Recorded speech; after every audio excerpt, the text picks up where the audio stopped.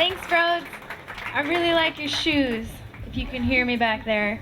Anyways, everybody please welcome Veronica Chater to the microphone.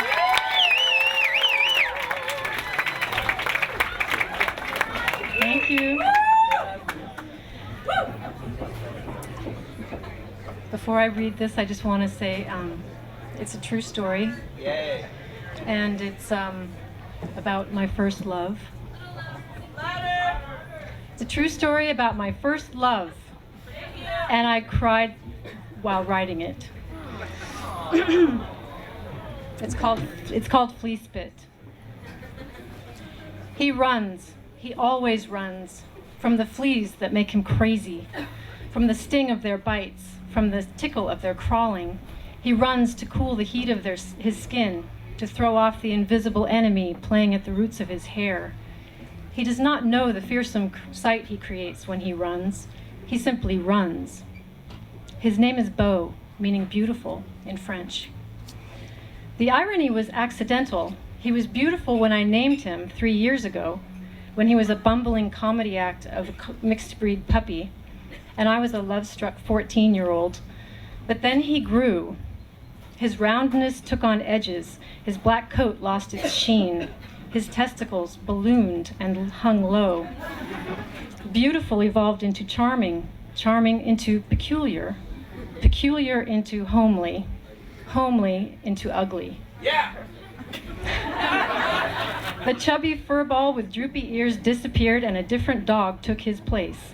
A bull-chested, bony-legged, long-tailed mutt with a shocking case of mange. The mange was caused by a flea allergy. When a flea bites the skin, it leaves a trace of spit in the upper layers of the epidermis, causing an unbearable itch that Beau is helpless to ignore. So he chews, ardently and ferociously.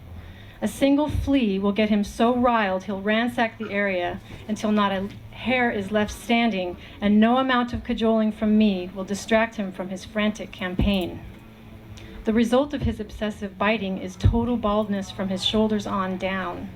He is a gruesome sight to behold. The vet wrote me a list of things to buy and do. Shampoo the fur with medicated soap, use a flea collar, treat the skin. Most importantly, bomb the backyard with insecticides. A single flea will reinfect the coat. A single bite from a single flea will begin the process over again. Make no mistake, the vet said. It isn't the flea. It isn't the bite. It's the spit that causes him the misery. He can't handle the spit. Fleas breed in warm weather. We live in a sheltered section of Diablo Valley that cradles the sunlight, offering fleas a temperate climate for easy living. Although I practically went broke buying the products the vet ordered me to, the fleas sprang about our backyard in joyous celebration of their full and fruitful life. And then one day, an expert arrived. That's some case of mange your dog's got there, Grandpa said. He was standing under the eaves of the house, drinking Jack Daniels and smoking a long brown cigarette. As usual, Beau was curled over himself, chewing his bald tail in the middle of the yard. He's allergic to flea spit, I said. Grandpa took a sip of whiskey and followed it with a drag of the cigarette. Bad deal for a dog. I did everything the vet said to do. Vets don't know anything. Sip, drag. Look, kid, there's only one cure I know of for that kind of mange, and it ain't sold in a doggy salon. What is it? Eucalyptus seeds, he said. Make a necklace out of them and string it around the old boy's neck. Fleas hate the smell of eucalyptus. Come within a foot and they'll jump. For the tail end, use motor oil. Slather the area with oil and it'll drown the fleas. The fleas that don't drown will hop up to the neck where the seeds are. It's a win-win. The eucalyptus seeds have a pleasant smell and make Beau look like a hippie dog with a receding fur line. The motor oil, though, is a nasty mess. It stinks, it drips, it corrupts the air. At Pleasant Hill Park, I apologize to people as if my dog were a dangerous part of me that has come loose and must be monitored carefully. I explain the home remedy to those that ask and don't blame them when they back away. Bo is a galloping oil slick that contaminates everything he touches with 140 weight Pennzoil, and you never know when accidental contact might occur. It's a popular park with a baseball diamond, a playground, and a swimming pool, and a big open area where I can lure Bo away from the picnickers with the tennis ball. Out there, I hurl the ball far into the distance, and Bo dispatches like an oiled bullet from a chamber, slicing the air in two. Bo has Labrador blood, so his homing skills are without equal. He doesn't see the ball overhead, but his senses are so accurate in charting its speed, direction, arc, and descent that he consistently arrives at the ball's very landing spot just in time to see the ball meet the grass and pounce like a flea. With a giddy sideways grab, he seizes his rubbery prey, whirls, and charges back to me, exploding the mines of grass beneath his thundering paws, his tongue a thrashing eel, his ears flapping pennants celebrating a victory. Dropping the mashed and macerated ball at my feet, he takes 3 steps back, his muscles cocked for action. His eyes are happy C notes. His tail is a metronome on its highest setting, pounding out its enthusiastic message. Throw the ball, throw the ball, throw the ball, throw the ball. But then something changes. He snaps out of his spell and looks over his shoulder. Someone has unlocked the gates to the park pool. A man with a hand cart is transferring pool supplies from the bed of a truck into the pool yard. The gates are open wide. Time stalls as opportunity winks at Bo. If a dog with Labrador blood loves anything more than a tennis ball, it's water. Bo senses the buzz of prospects. Suddenly, I am in full communication with Bo's spirit. I can see into the future as clearly as if I were staring into a crystal ball. And so it happens just as I envision it. With an alacrity that forsakes the need for thought, Bo is gone. The next time I catch sight of him, he is midair over the pool, backlit by the sun, his varnish of Pennzoil reflecting the ambient light like a disco ball. He soars, hits the surface, is engulfed by water.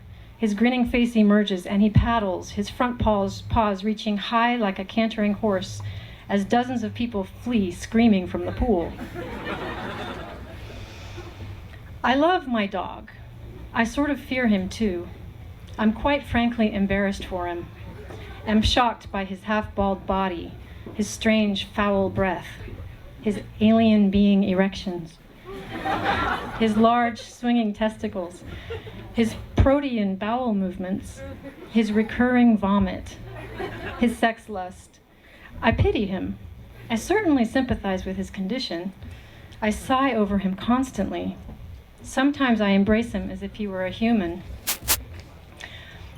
But I've been having fantasies that he'll die in his sleep and put us both out of our misery. Or run away and live wild in the uninhabited fields beyond Mount Diablo. I don't believe I would be hurt or upset or anything. I'm sure I would feel nothing but relief. And just like it happened to Bo, it happens to me. Time pauses and winks at me. It says, Bo has got to go, and this is your chance to get rid of him. You don't have to do anything, just don't call him out of the pool. Any minute now, the animal control people will arrive. They'll remove him from the pool and put him in the back of their truck and drive away. The swimmers huddle, dripping against the fence. The lifeguards shout and wave their arms at the rogue black dog. Soon the covered truck arrives.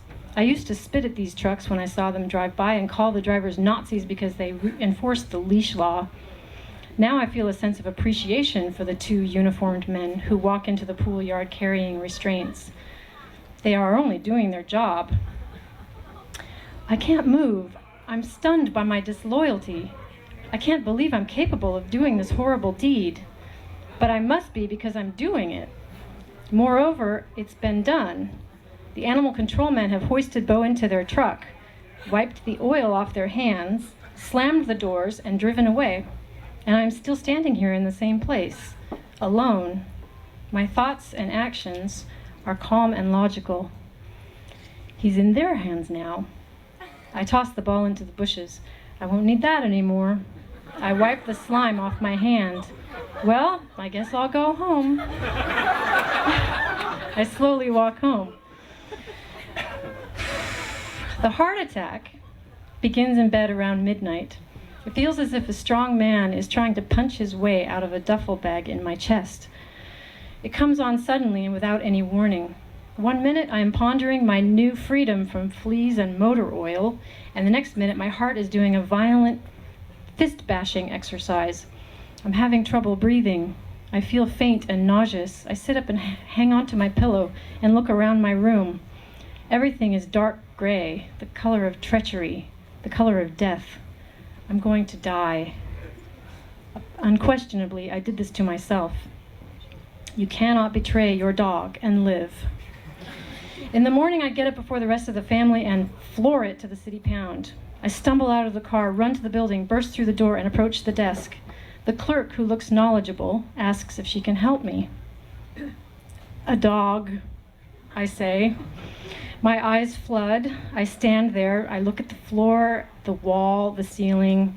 I swallow and swallow. The woman's soft smile confirms that she has seen teenagers like me before. She opens an official book and turns the pages. Picked up at Pleasant Hill Park yesterday? I nod. Black dog with mange? I nod. No ID? I nod. He's here. I nod and nod and nod. Follow me.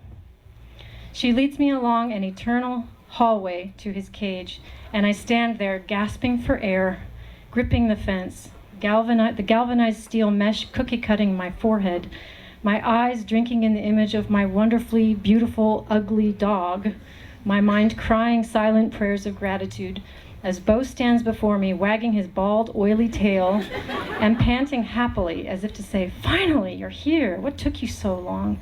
Come on, let's go home."